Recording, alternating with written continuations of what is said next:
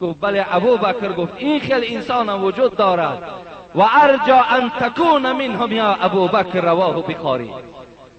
در صحیح بخاری چی گفت؟ حبیب خدا گفت امید دارم، گفت ای ابوبکر، انمون شخصی که تمام دروازه های جنت و صدا میزند تو هستی. گفت ابوبکر صدیق تمام دروازه های جنت مشتاق تو هستند، تو را روز قیامت همش فریاد میزنند که به من بیا.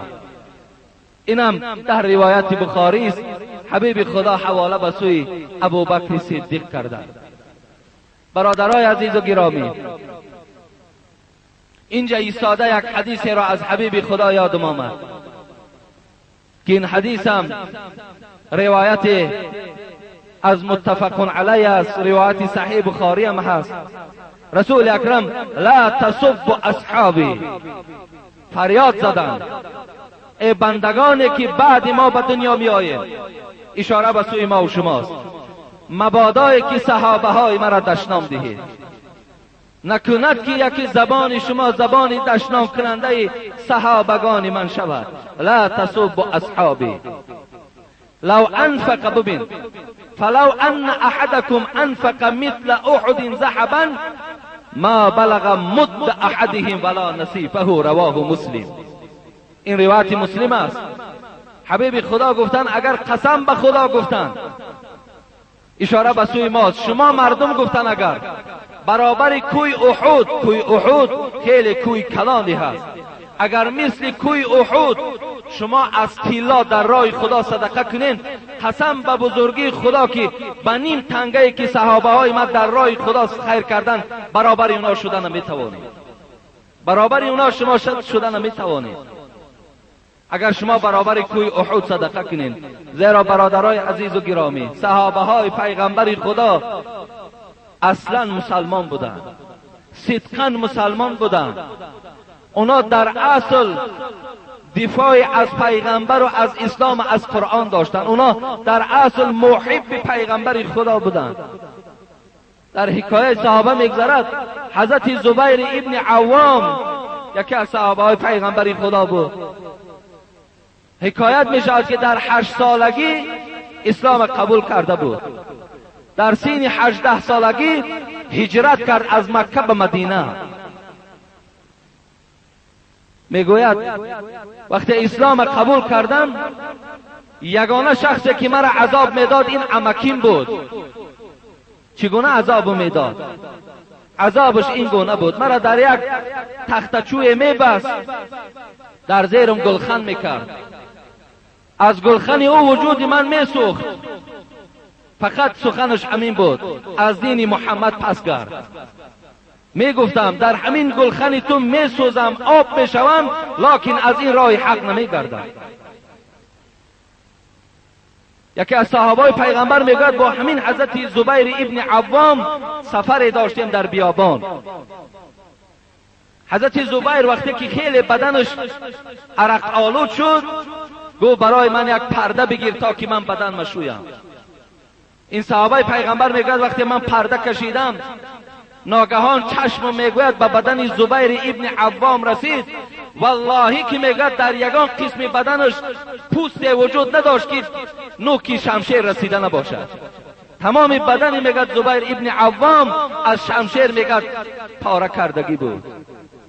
وقتی از او پرسیدم ای زبیر اینا چه احوال هستن، این جراحت ها از کجا در تو پیدا شد؟ میگوید زبیر گفتم والله که این در راه خدا همگیش پیدا شدگی است، همه این در پشتیبانی از دین اسلام پیدا شدگی است. حضرت علی ابن زید میگوید برای من خبر دادن که اگر خواهی که بدنی خیلی عذاب دیده را تماشا کنی بدن زبیر را تماشا کن. در بدنش بعض جراحت ها وجود دارد که مثل چشمه چقور است گفتن، لیکن از دین خدا نگشتن، محافظتی در دین کردن. حضرت خباب ابن عرب، حضرت عمر وقت خلافت در نشستن، حضرت خباب که در آمدن از جاشان خیستن در کرسی شیناندنش. گفتن خباب در اینجا نشین. گفتن بغیر تو گفتن اینجا سزاوارترین حق بلال دارد، باید بلال نشیند. لکن تو هم گفت از او کمی نداری نشین. خباب گفتن ای عمر گفتن والله که آن عذابی که من کشیدم بلال در راه خدا اینقدر عذاب نکشیده است. من همراه بلال در یک عذاب بودیم، لیکن بعضی مشرکان بلال یاردم میکردند لیکن در من رحم نداشتند. در زیر گلخن کرده بودند. وقتی مرا گفتن از این راه بگرد، من این راه را قبول نکردم. با پشت من آتش خاموش میکردند. خباب حکایه میکنه. حضرت عمر میگوید وقتی این سخن گفتم کرته تا بکش. وقتی کرته خباب کشیده شد، والله که میگوید پشتش مثل کسل پوست سفید بود، میگوید از حساب آتش سوختگی بود. لیکن صحابه های پیغمبر را ببینید، صادقی اونا را ببینید، صدق اونا را ببینید. حضرت طلحه را ابن عبیدالله را حکایه میکند. صحابه پیغمبر میگوید وقتی ما در صفا و مروه سعی میکردیم، بناگاه نگاه کردیم یک جوانی خیلی جوان بود، دستهاش با سیم بستگی در پس گردن به خانه کعبه را آوردند. وقتی حالت دیدم حیرت دماندم و یک زن از پس اون میزد، دشنامش میداد. گفتم این کیست؟ گفتن این طلحه ابن عبیدالله است. گفتم این زنی که وی را میزند دشنام میدهد این کیست؟ گفت این مادرش است. مادری هست که نمیخواهد که طلحه در این راه حق باشد. چگونه ای که برادرای عزیز و گرامی، امروز بعضی مادرها و پدرای ما و شما نمیخواهد که ما نمازخوان باشیم، نمیخواهد که ما و شما با ستر و با حیا باشیم، نمیخواهد. تلفنی که من در دست دارم والله که با آب چشم با گریه دخترها از تمام ناحیه تمام تاجیکستان زنگ میزنند، از مادر و از پدرهاشان شکایت دارند. پدرم نمیخواهد، مادرم نمیخواهد که من نماز خوانم، پدرم نمیخواهد، مادرم نمیخواهد که بالای سر من روی مال باشد. چرا نمیخواهید؟ و ما الحمدلله که در یک ملک زندگی داریم که 99% وی مسلمان است. چرا نخواهیم؟ چرا نخواهیم که بچه ما اهل نماز باشد، دختر ما شرم و حیا داشته باشد؟ چرا نخواهیم؟ آخر به خدا قسم به فکر من فکر میکنم فکر من غلط نیست. من باید شکرانه کنیم که وقتی فرزند ما چه دختر و چه بچه ما و شما با حیا باشد، با ستر باشد، خدا ترس باشد. به خدا برای این خیل فرزند پیدا کردن شب و روز باید ما دعا کنیم که خداوند برای ما این گونه فرزند نصیب کنه. و این بهبودی در جامعه ما هم هست. اگر در اسلام هم یاردمش رسد، در این تاجیکستان ما کمک اینا هم میرسد. آخه دیر ناگذشته برنامه های او شبه را تماشا کردیم. دخترای ما و شما در دست مردم خارجند، مردم خارج استفاده شان بردستند. آیا همین برای ما بهتر است که خواهرای ما در دست مردم خارج در هر گونه بیماری ها مبتلا باشند؟ آیا اونا را دیگر مردم استفاده برند، بی حیا و بی شرم کنند، نام این قدر شیرین مادری را اونا ارزنده نشوند؟ و فردا این دخترها برای ما در تاجیکستان در کارند، باید اینا فرزندها زاین، فرزندها اینا باید تاجیکستان آباد کنند. اینقدر بی ناموسی و اینقدر گوییم که رفتارهای بد برای ما و شما چه حاجت است؟ این بسنده نبود که بعض جوانای ما و شما امروز دخترای تاجیک هم میبرند در مردهای گویم غیر تاجیک تیلگری میکنند، در ماشین ها سوار میکنیم برای 1000 سوم روسی یا 500 سوم روسی میبری، برای او یک مرد دیگه یک بیگانه را کرایه میکنی و این دختر در زیر اوم کجاست؟ ناموسی تو کجا است؟ غیرت ایمانی و اسلامی تو در کجاست؟ و در دوره‌های شوروی اون قدر نگذشته از 20-30 سال پیش. آخه این قدر ما و شما گویم ناموس داشتیم، غیرت داشتیم. یک دختر اگر با گویم دختری با یک بچه بیگانه میدیدیم این قدر قهر و غضب ما بیدار میشد. امروز چی به ناموسی ما و شما را فرا گرفته است که دخترها ما را در مردم غیر مثال ما و شما تسلیم میکنیم؟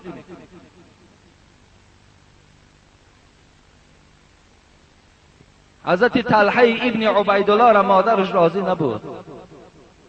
که وی در این راه باشد. این راه خوب است، این راه درست است، این راه نیک است، این راه نجات است.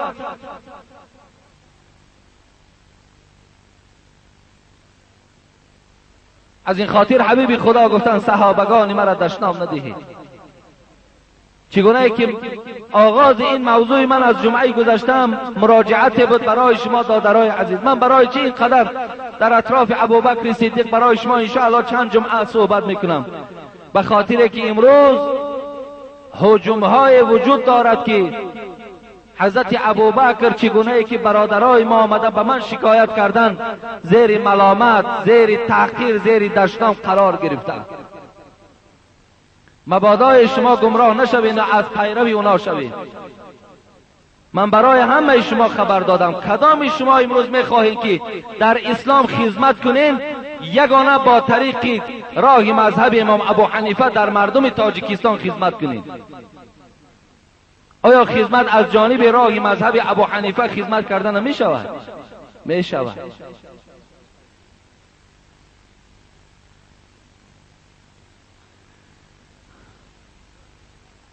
وقتی که در مکه مکرمه احوال مسلمان ها بد شدن گرفت، روز به روز رسول اکرم با مردم مدینه ملاقات کرد. کتاب ها میگوید 73 نفر بودند. رسول اکرم با اونها روبرو شد، با اونها آیت قرآن خواند، اونها را دعوت کرد.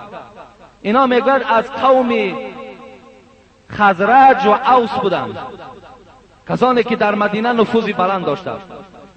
پیغمبر خدا با این قوم بیعت کردند و اونها را فهمانیدند که مرا محافظت کنید همچنانی که زن و فرزندهاتون محافظت میکنید.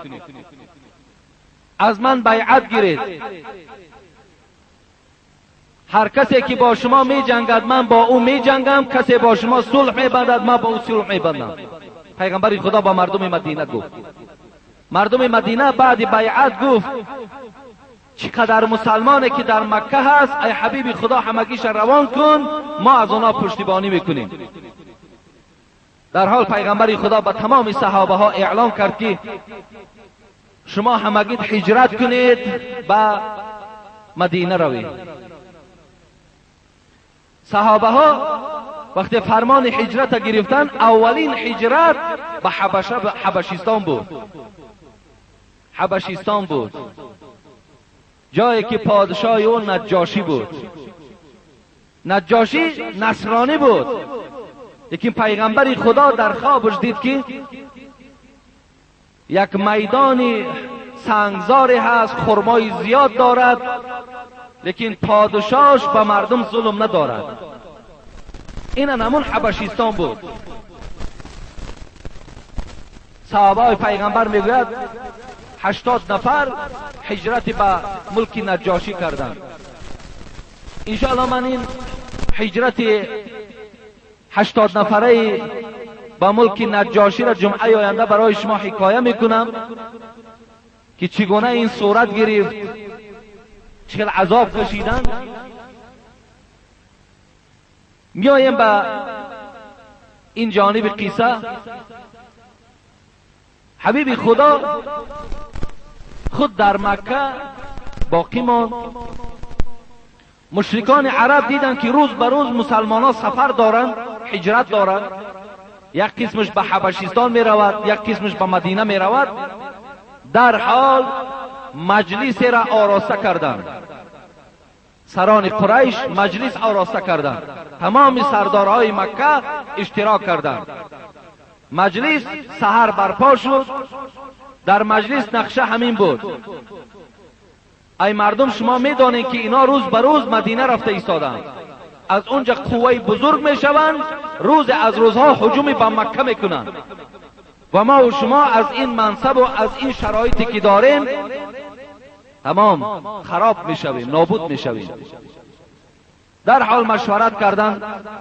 به خلاصه آمدن یک کس از جاش گفت بهترین صورت همین است که ابوبکر را در این مکه مکرمه زندانی میکنیم و تمام قومی که در کجایی که دارد اونهاش نابود میکنیم. این پیشنهاد نگذاشت. یکی دیگر خیز گفت پیغمبری خدا را بندی میکنیم، در بند میبندیم، در یک خانه میگذاریم. اینم نگذاشت. آخران ابو جهل از جای خود خیست، گفت راهی بهترین انامین است که از هر قبیله عرب یک نفری را میگیریم،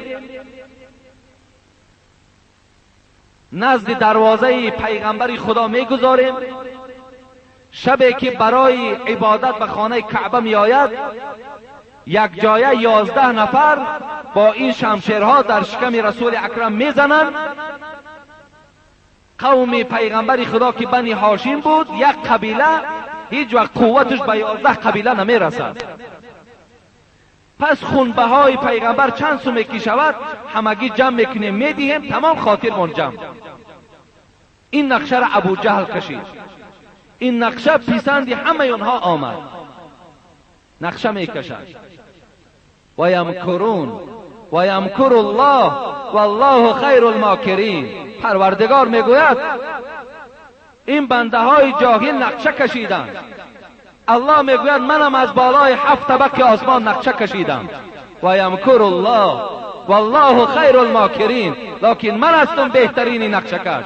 پروردگار میگوید مدعی خواست که از بیخ کند ریشه ما، غافل از آن که خدا هست در اندیشه ما. مدعی خواست، دشمن خواست که این پیغمبر خدا را جسدش بیجان کند، لکن الله گو والله خیر الماکرین، من هستم بهترین نقشه کش. وقتی اینا مجلسشون تمام شد، در حال جبرائیل روان کرد به پیغمبر خدا چیزی که در داخل این زر، در داخل این تالار مخفی گذاشت همگیش به پیغمبر من خبر بده. جبرائیل آمد از حال مجلس، رسول اکرم خبر داد، گفت الحال نقشه کشیدن امشب برای نابود کردن تو 11 نفر نزد دروازه تو می آید. خداوند سپارش داد که در جایگاه خواب بود امشب خواب نمیکنی، در جایگاه خواب امشب خواب نمیکنی. امشب فرمان پروردگار است که هجرت کن از مکه برو. ترتیب نقشه را همش جبرائیل به رسول اکرم خبر داد. میگه نصف روز بود، بیرون که بسیار گرم که بود، مردم عرب در حالت گرمی بیرون نمی برآمدند. رسول اکرم میگه دوان میگه به خانه ابوبکر رفت. وقتی دروازه تق تق شد، کسی از داخل پرسید کی هستی؟ گفت محمد صلی الله علیه و سلم هستم. در حال ابوبکر صدیق میگوید همراه دخترش در خانه بودن، عایشه قطی خبر دادن که محمد آمده است. ابوبکر میگوید هیچ باورم نآمد که رسول اکرم در این نصف روز خانه من بیاید، حالا که عادت پیغمبر این بود که یا سحر می آمد یا بعد عصر می آمد. دائم خانه من ده بود، لیکن وقتهای آمدنش بعد عصر بود و سحر بود. در نصف روز هیچگاه پیغمبر خانه من آمده است. میگوید از جایم خیستم و گفتم پدر و مادرم فدایش باد، کاری مهمی هست که وی آمده است. آمدم، میگوید دروازه را گشادم، رسول اکرم در آمد، همچنان یک خاطری پریشان داشت و گفت در خانه کسی بیگانه باشد بیرون کن که سخن مهم دارد. رسول ابوبکر صدیق میگوید گفتم ای حبیب خدا، در خانه بجز عائله تو عایشه کسی نیست. گفتم دروازه را بند کن. دروازه بند شد، نزد من نشین. الحال جبرائیل آمد برای من نقشه ای که امروز ابو جهل تحریزی کرد همگیش خبر داد و خداوند برای من فرمان داد که امروز مکه مکرمه را ترک می سازی. ابوبکر صدیق وقتی این سخن شنید، در حال عایشه میگوید من نزد ابوبکر بودم، پرسید همسفرت را خبر نداد؟ آیا کی همراه تو می رود؟ همسفر برای تو خبر نشد؟ رسول اکرم میگوید گفت پروردگار همسفری مرا تعیین کرد، این تو هستی ابوبکر صدیق. وقتی میگوید ابوبکر صدیق همسفر بودن خودش را از نام پروردگار به زبان پیغمبر شنید، در حال میگوید از اشک، از شادی اشک میرزاند. ابوبکر صدیق میگوید، حضرت عایشه میگوید هیچ وقت من ندیده بودم که انسان از شادی اشک ریزاند، لیکن ابوبکر صدیق از شادی اشک میریزان که من همسفر پیغمبر خدا هستم. ببین یک سفری خیلی خطر داشت، سفری بسیار پر خطر بود، لیکن صادقی اخلاصی ابوبکر صدیق از چشمان ابوبکر صدیق میگه اشک میریخت. ابوبکر صدیق گفتن ای حبیب خدا، من 4 ماه پیش برای این سفر هر دوی خود 2 اشتر را تربیه کردگی هستم، یکی از اونها را به نام تو بخشیدم. رسول اکرم میگوید گفتن ابوبکر، گفتن من آن اشتری که تو برای من تربیه کردی قبول دارم، لیکن من مبلغ او را برای تو میدهم و یا من از تو همچون صدقه قبول نمیکنم، بلکه مبلغ او را من برای تو میدهم. ابوبکر گفتن هر چی که میخواهی. پس رسول اکرم مسئله را با ابوبکر میگوید گفتگو کردن، گفتن برآمد ما و تو شب صورت میگیرد و در حال میگوید به خانه آمد به نزد مخلص دیگری خود حضرت علی رضی الله عنه. آمد حضرت علی را فریاد زد، گفت علی امشب در جایگاه خواب من تو خواب میکنی. این خیلی در جایگاه مرگ، در جایگاه خطر، یک جوانی که هزارها آرزوها دارد، حضرت علی رضی الله عنه، تو در جایگاه من خواب میکنی. حضرت علی با جان و دل قبول کردند. من مختصرا میگویم وقتی که شب شدن گرفت، در همون جامعه سبز که رسول اکرم خواب میکرد، علی را میگه پیچانید، در بستر خواب خود خوابانید، گفت خدا تو را محافظت کند، یقینا بی پروا باش، خدا در محافظت توست. و از میگوید خانه بیرون برآمد. رسول اکرم در دستش یک مشت خاک داشت، بیرون 11 نفر از همون مشرکای عرب در دستها شمشیر نزد دروازه پیغمبر خدا ایستادگی هست که زمانی که وی میبراید آنها یک جایه با شمشیر هجوم بالای پیغمبر میکنند. رسول اکرم یک خاک، یک دعای خواند، آیت قرآن، آیت 9 از سوره یاسین خواند، وجعلنا من بین ایدیهم سدا و من خلفهم سدا فاغشیناهم فهم لا یبصرون. کوف کردن بالای خاک، بیرون دروازه شدند، بالای مشرکین پرتافتنش. پروردگار گفت زمانی که این آیت قرآن از زبان پیغمبر تلاوت شد، ما در پیش این 11 نفر مشرک در چشم اونها برآمدن پیغمبر ناعیان گردانیدیم، دیگر چشمهای اونها این را نمیدیدند. بعد صاحبان کتاب گفتن اگر کدام شما خواهید که از چشم دشمن نجات یابین، همین آیت قرآن خوانید، و جعلنا من بین ایدیهم سدا و من خلفهم سدا فاغشیناهم فهم لا یبصرون. این خواندن حبیب خدا و کوف کردن بالای خاک و پرتافتن، میگه چشمای مشرکین نابینا شد، حتی چشمشان دیگر رسول اکرم نمیدید. و آخر دعوانا عن الحمد لله رب العالمین. انشاءالله حبیب خدا از اینجا کجا رفتن، چگونه با ابوبکر صدیق به سوی غار ثور رفتند، من جمعه آینده انشاءالله برای شما صحبت میکنم. و اینجا برادرمان داملا امرالله هم اشتراک دارن، از ما خواهش کرده بودند که 1-2 دقیقه سخنی داشته‌اند به سمع ما و شما میرسانند، بعد این انشاءالله ما و شما دعا میکنیم.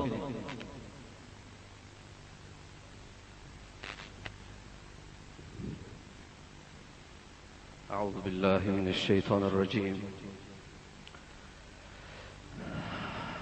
الحمد لله على نعمة الإسلام، الحمد لله على نعمة الإيمان، الحمد لله على نعمة القرآن. السلام عليكم جماعة المسلمين، پدران و برادران اهل ایمان و اهل اسلام و شما مهمانان و شما گلهای محمدی، بسیار هم خوشحال شدم، خوشنود شدیم. البته کسی که چنین جماعه 90 فائز جوانای عزیز را می‌بیند چقدر خوشحال می‌شود. و ما هم تقریبا 2 سال زیادتر نبودیم در شهر کلاب، در شهر روسیه، در شهر سنت پترزبورگ. در اونجا حضور داشتیم و با یک گروه از برادرای شما، برادرای دینی شما که سلام اونها را من به شما میرسانم، خصوصا از اکای حاجی میرزا بسیار هم تشکر میکنیم. و این صحبت هایی که شما از برادر میشنوید، از این پند نصیحت ها، از این حمایت های از دین مبین، از این حمایت های از سنت جناب رسول اکرم صلی الله علیه وسلم، از این حمایت های از رئیس مذهب ما حضرت امام اعظم معظم رحمت الله علیه، این هر آخر هفته این صحبت ها به ما میرسد. و تشکر میکنیم از اون برادرایی که اینها را ضبط میکنند، به نوار میگیرند و دیست میکنند و شهرهای از خارج کشور ما میفرستند. و اون برادرانی هم که الحمدلله در شهر سنت پترزبورگ در یک بازار به نام بازار صدا و یک مسجدی هم الحمدلله با برادرها شدیم. الحمدلله روزهای جمعه تقریبا 500 نفر برادرای تاجیک ما، برادرای ایمانی ما، برادرای اسلامی ما در اونجا جمع می شوند و سلام خودشان را به شما عزیزان که در دیسک ها شما را تماشا میکنند، این سخنای برادر را میشنوند، سلام اونها را به شما میرسانم. و همیشه اونها هم دعاگوی شما هستند و از برادر خواهش کردن در حق اونها هم دعا کنین که انشاءالله همیشه حافظ این دین باشند.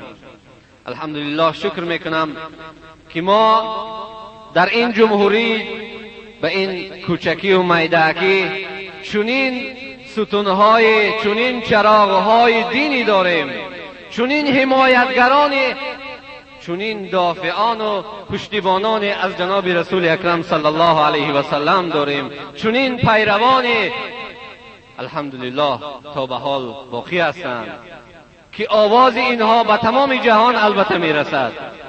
برادرای از مصر در اونجا آمده بودند، نوارهای دیسکهای با خمرهای خود آوردند که این برادرها دیسک برادر حاجی میرزا و دیسک ایشانی نوردین جان و دیگر علمای دین البته الحمدلله صدای اینهاست که در تمام جهان تاجیکهای جهان را به سوی دین میخوانند. و ما از این برادرها تشکر میکنیم از نام اون برادرایی که اونجا هستند. همگی انشاءالله این نواری که هست انشاءالله باز برادرها ضبط کرده ایستادن به اونجا میبریم و یک جمعیت در اونجا تشکیل شده است، جمعیت تاجیکان که یک برادر بسیار خادم هستند، برای خدا هستند. فقط از سال 99 است، اکای نعمت میگن از شهر آرجنتین که تمام مرده های فرزندای تاجیک را اون برادر از اونجا به تاجیکستان میفرستد. البته اون برادرایی که در شهر سنت پترزبورگ یا در مسکو بودند ممکن آواز نام این برادر را شنیدند و حالا یک جمعیتی برای دفاع از تاجیکا کشادند و در حق اونها هم دعا کنید در اینجا انشاءالله که این جمعیت همیشه به خاطر خداوند کشادند، هیچ پول و مال همش از خودش کشادگی است. انشاءالله دعا کنید که خداوند اون برادر هم پیروز کنه و اون برادرایی هم که در اونجا هستند و همیشه با شما هستند، البته دور هستند اما با شما هستند. انشاءالله از حکای حاجی التماس داریم که در حق همگی دعا کنند و خوش آمدید میگم تمام شما و برادر عزیز قاری امرالدین را در این شهر باستانی کلاب. و السلام علیکم و رحمت الله. یک برادر اینجا کمکی ساختمانی یک مبلغ آوردن دادن برای ساختمان مسجد. یک برادر دیگر دعا طلب بود است. برادران رستم و سهراب و حاتم برای ساختمان مسجد یک مبلغ روان کردند. یک برادر کمک میکردگی مسجد دعا طلب کرده است. یک برادر دیگر از طرف روسیه سفر داشته است، این هم یک مبلغ گذاشتن که در حق من دعا کنید. و یک برادر دیگر هم اینجا قید نشده است، قریب یک 6000 سامانی از همین مسجد، از همین مغازه پهلو قرضدار بودیم، قریب $2000 میشد. $1000